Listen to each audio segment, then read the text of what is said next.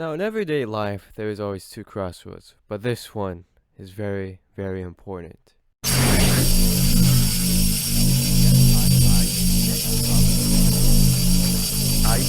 admit it. I admit it. I put the H on it to emphasize it's nigga. Hello everyone, the Forest here today, and I am going to make this video right here.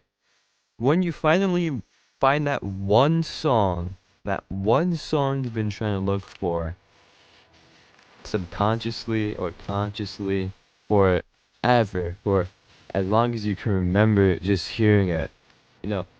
And this is usually caused by you passing by some music and you don't know the invention that is known as Shazam and all that shit.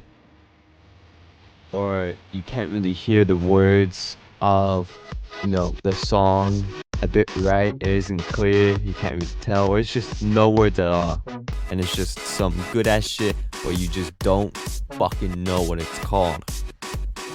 You don't know who is playing the music, so you can't really ask anybody.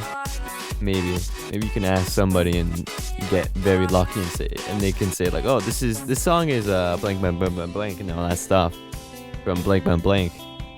But most people aren't that lucky, okay? And even with Shazam, you can't get lucky. Even with Shazam, you can't even get lucky with that either. It'll expand its libraries and then fucking shit nothing out. But there's that one day when you're just perusing around the internet, you hear this one song, that one song you want to find, you hear it, and it's in a public post. People are asking in the comments, or like, what song is this? What song is it? It's like, oh, the song name is this and that by this guy, and you pick to listen to it, and you just fucking you just filled like this with this indescribable euphoria and bliss that you can't even describe to yourself. You're just very happy that you just finally found it and you just put it into your own playlist. Finally, like, holy shit. And usually it's very surprising on where it comes from, because it could be an artist that you're listening to right now, and you listen to that song and you're like, what the fuck? This song is coming from them?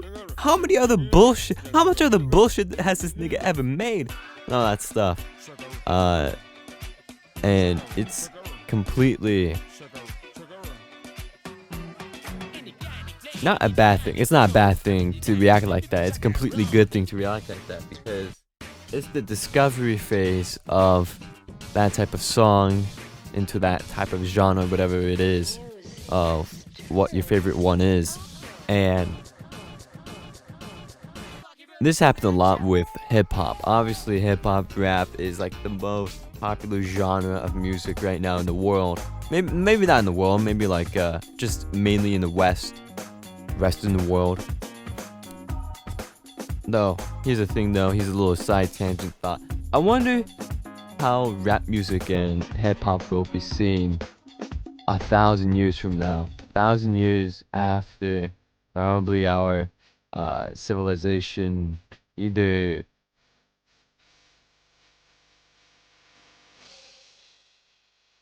collapsing or somehow avoiding the cycles of civilization through that winter phase of it and coming back out in the spring and doing that 3 more times more. I wonder how it will be viewed in 1,000 years. I mean this in the way of, was this almost